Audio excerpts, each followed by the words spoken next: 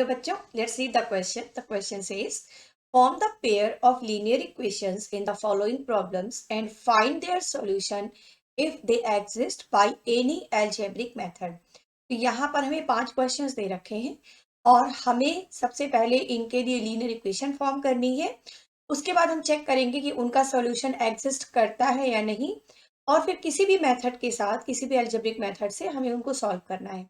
तो सबसे पहले हम ये डिस्कस कर लेते हैं कि अगर कोई दो इक्वेशंस हमें दे रखी है तो हम ये कैसे चेक करेंगे कि उनका यूनिक सोल्यूशन एग्जिस्ट करता है। ओके, तो ये अगर एक इक्वेशन है a1x plus b1y plus c1 equal to 0 और दूसरी इक्वेशन है a2x plus b2y plus c2 equal to 0, तो इन दो इक्वेशंस का एक यूनिक सॉल्यूशन होगा। यूनिक सॉल्यूशन मींस एक्स और वाई की सिंगल सिंगल वैल्यूज मिलेंगी, एक एक वैल्यूज मिलेंगी अगर ये कंडीशन सेटिस्फाई होती है। a1 upon a2 is not equal to b1 upon b2 means a1 upon a2 निकाल लेंगे, इस x के जो कोफिशिएंट्स है उनका रेशियो और y के जो कोफिशिएंट्स है b1 और b2 उनका रेशियो निकाल लेंगे।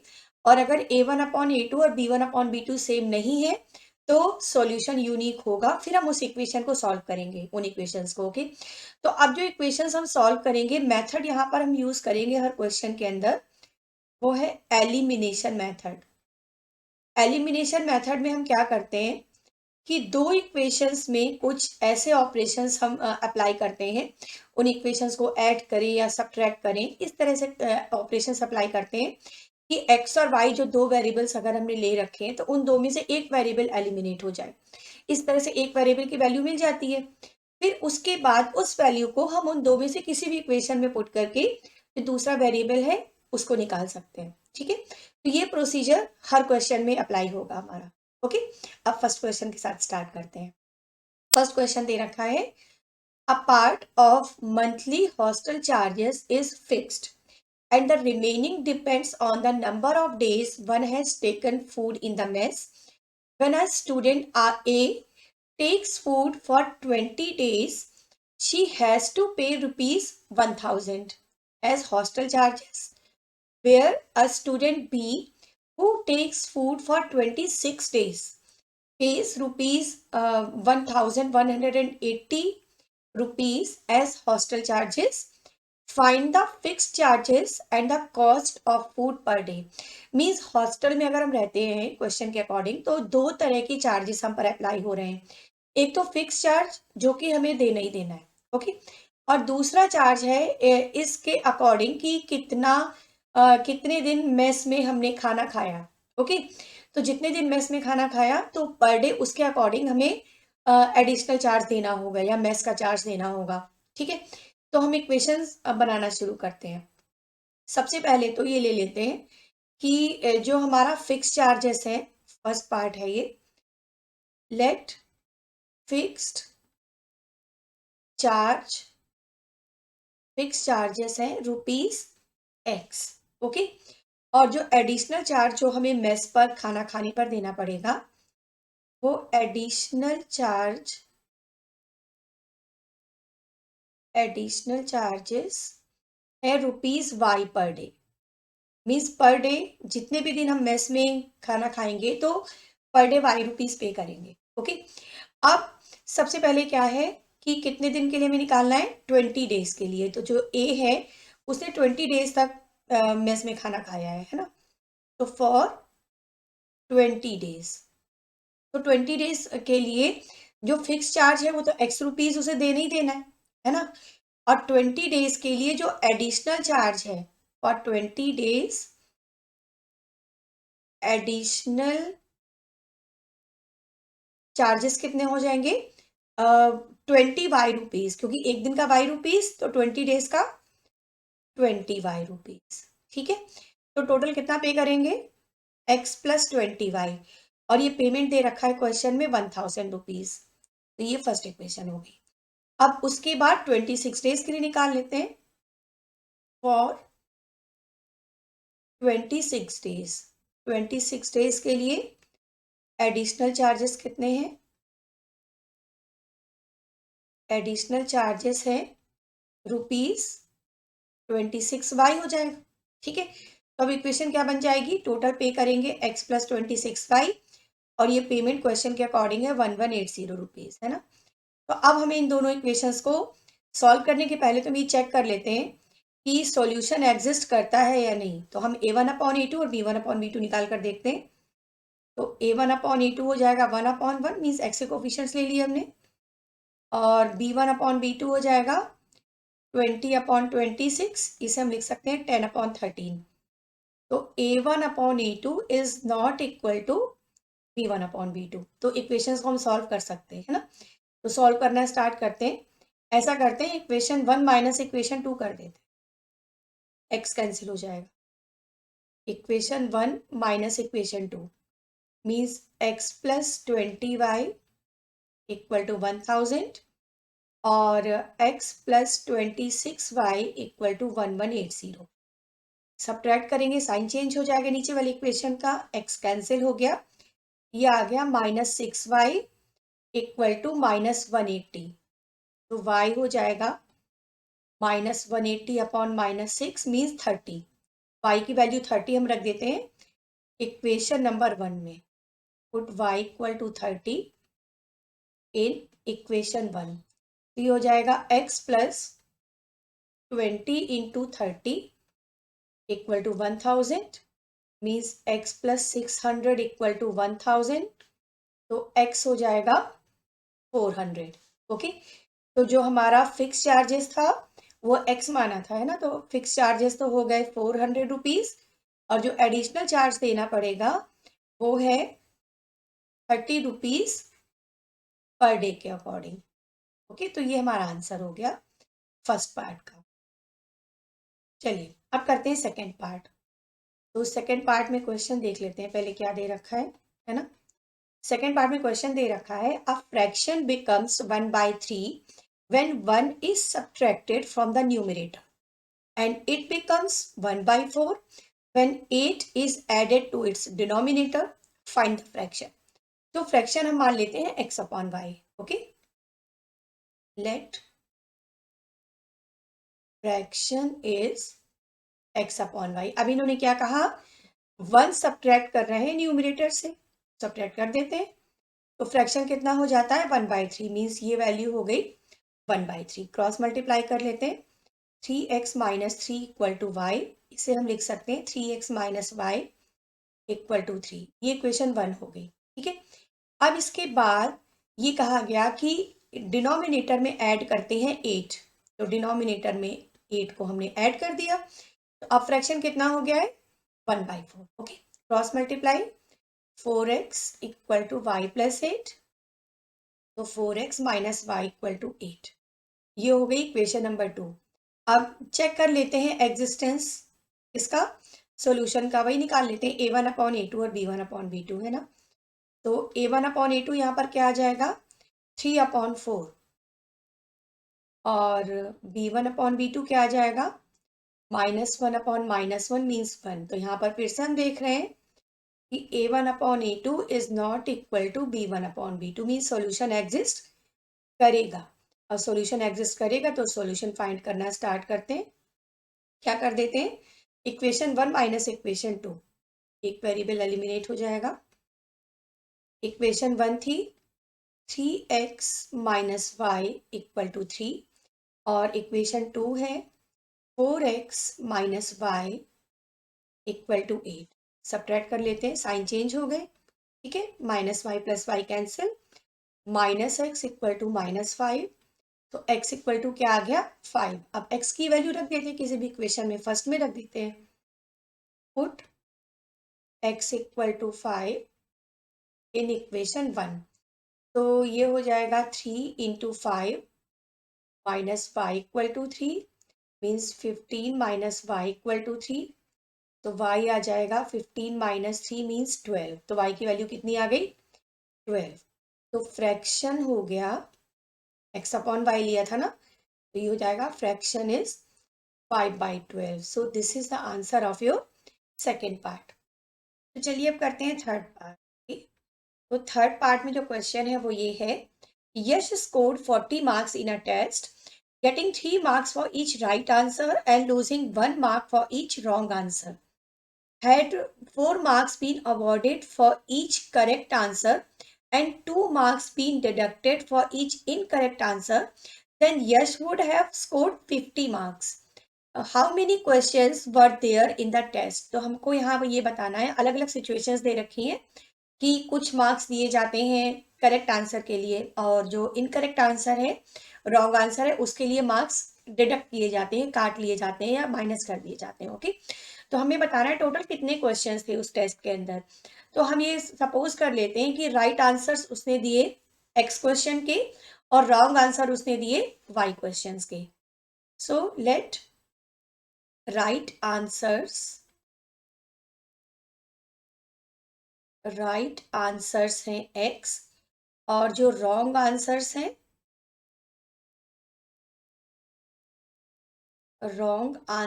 हैं वाई। तो अब क्या हो रहा है कि 3 मार्क्स दिए जा रहे हैं राइट आंसर के लिए। ओके, तो कितने मार्क्स मिल जाएंगे उसे? 3x। और 1 मार्क कम कर दिया जाता है किसके लिए? रॉन्ग आंसर के लिए। जब रॉन्ग आंसर के लिए 1 मार्क्स कम किए जाते हैं तो कितने मार्क्स कम हो जाएंगे? Y marks. तो 3x से अगर हम वाई सब्ट्रैक्ट कर दें तो टोटल मार्क्स इतने उसको मिले, और जो मार्क्स मिले हैं वो क्वेश्चन में कितने दे रखे हैं? 40। ये हमारी फर्स्ट इक्वेशन हो गई जो कंडीशंस दे रखी है उसके अकॉर्डिंग। ओके, फिर क्या क्या क्या किया जाता है? 4 मार्क्स दिए जाते हैं राइट आंसर के लिए। तो अगर 4 मार्क्स राइट आंसर के लिए दे गए तो उसे कितने मार्क्स मिल गए? 4x मिल गए। ठीक है, और 2 मार्क्स डिडक्ट कर लिए जाते हैं, कम कर दिए जाते हैं फॉर ईच रॉन्ग आंसर। तो रॉन्ग आंसर के लिए कितने मार्क्स कम हो गए? 2y मार्क्स कम हो गए। तो 2y इसमें से हमने सब्ट्रैक्ट कर दिया, और इस तरह से उसे कितने मार्क्स मिल रहे हैं? दूसरी कंडीशन दे रखी है 50 मार्क्स मिल रहे हैं, तो इसके इक्वल हो जाएगा 50। यहाँ पर हम 2 कॉमन कर सकते हैं, तो ये 2x minus Y equal to 50। तो 2x माइनस वाई क्या हो जाएगा? 25 है ना। ये इक्वेशन नंबर 2 हो गई। अब इक्वेशन 1 और 2 में पहले चेक कर लेते हैं कि वो एग्जिस्ट कर रहा है सॉल्यूशन या नहीं, है ना। तो a1 अपॉन a2 निकाल लेते हैं। a1 अपॉन a2, a1 है 3, a2 है 2। ठीक है, अब निकाल लेते हैं b1 अपॉन b2। b1 है -1 और b2 भी है -1, तो ये है 1। दोनों डिफरेंट है मीन्स सॉल्यूशन एग्जिस्ट करेगा। ठीक है, तो अब इनको सॉल्व करने के लिए सब्ट्रैक्शन कर देते हैं, y कैंसिल हो जाएगा।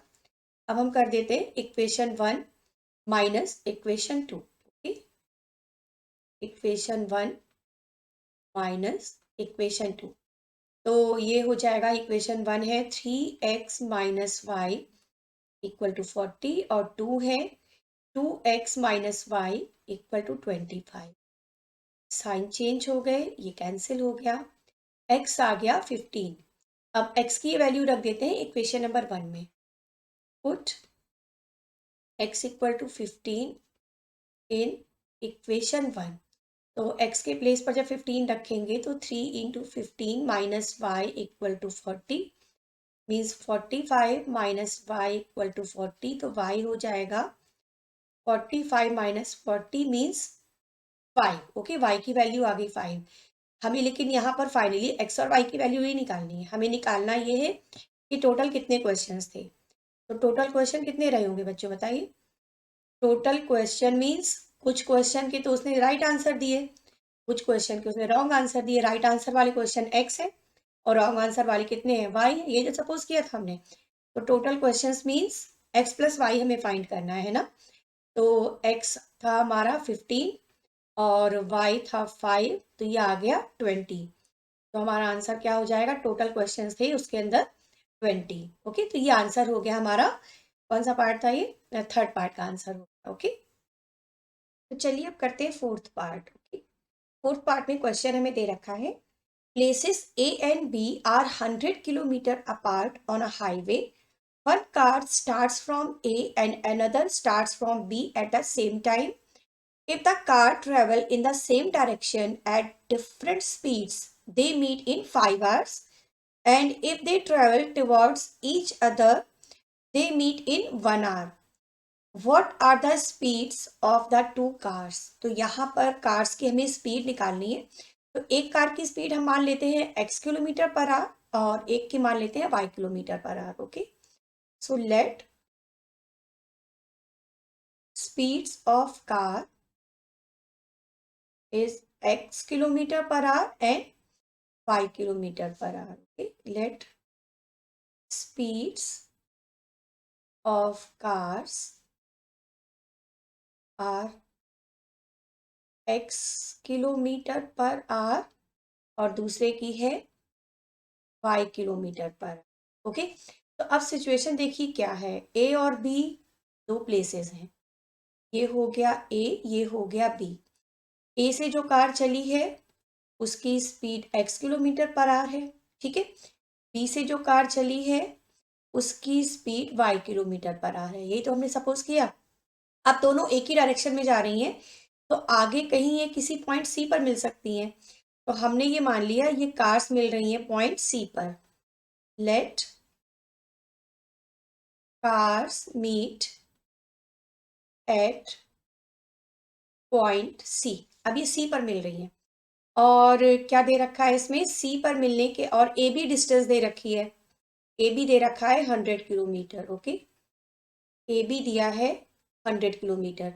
मिल कितनी देर बाद रही है, 5 आवर्स बाद मिल रही है.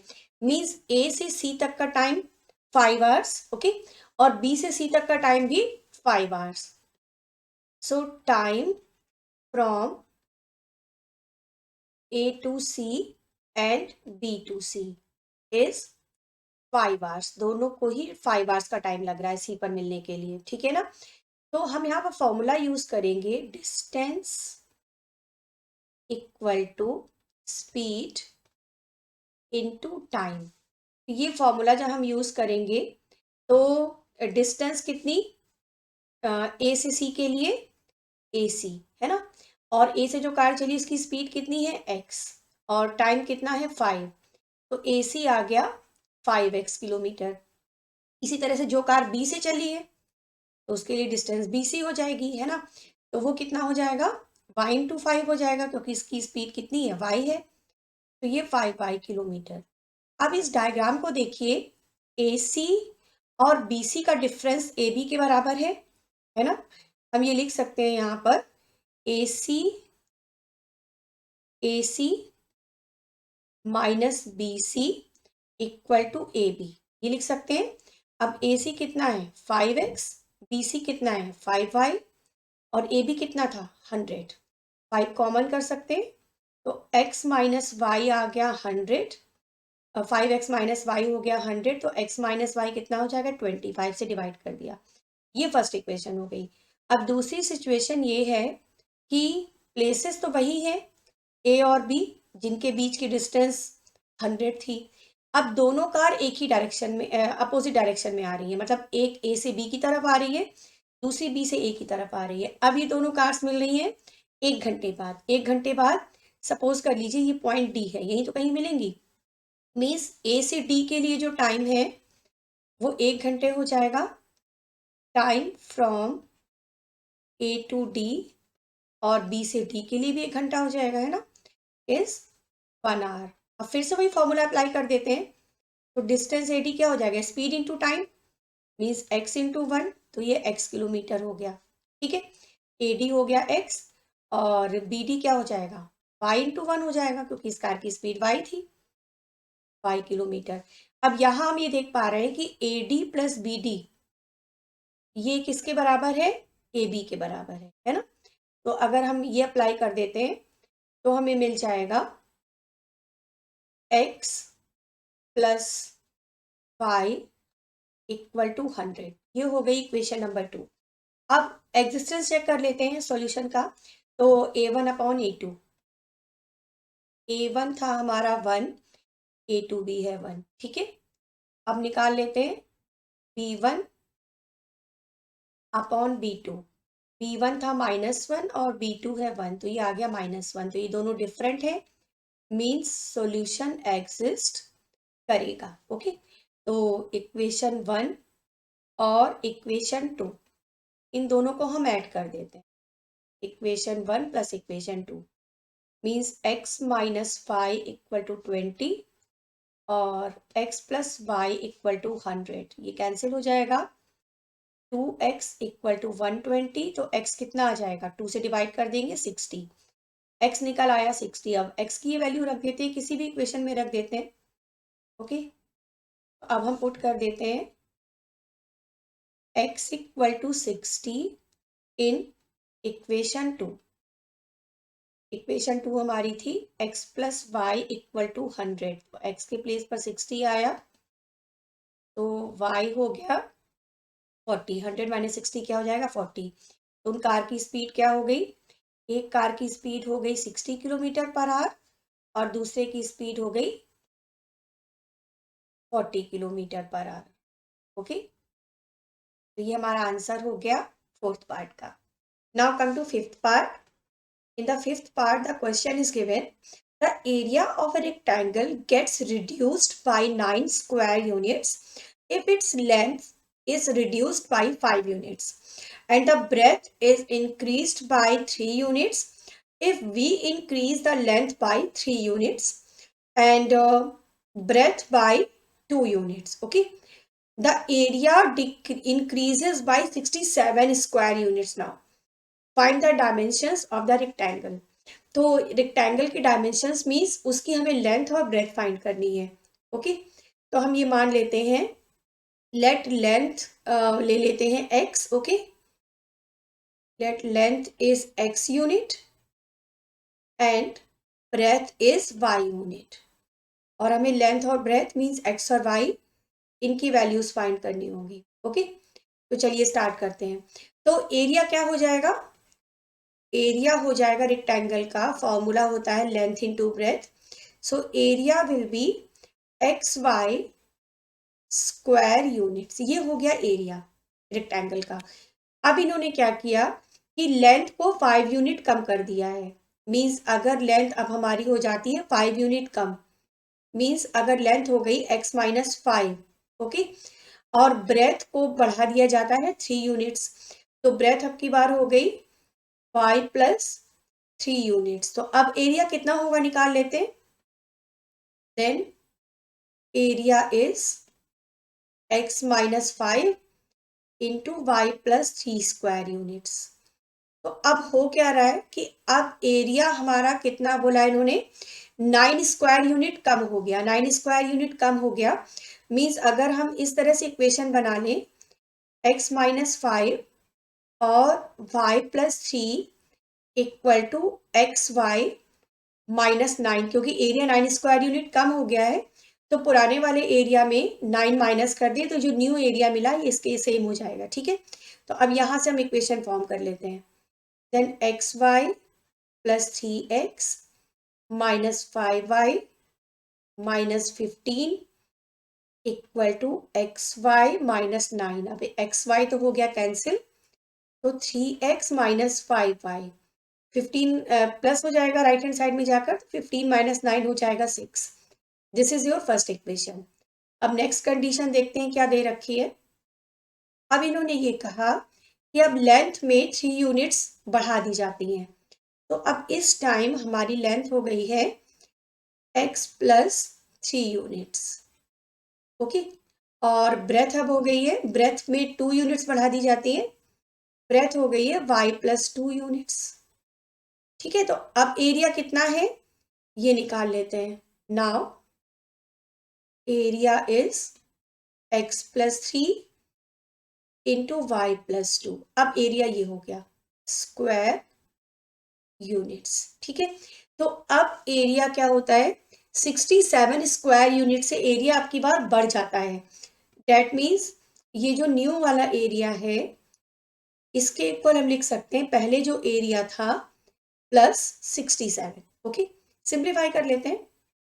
Then x5 plus 2x plus 3y plus 6 equal to xy plus 67। xy हो गया कैंसिल, तो 2x plus 3y equal to 67 से 6 माइनस होगा, ये हो जाएगा 67 माइनस 6 61।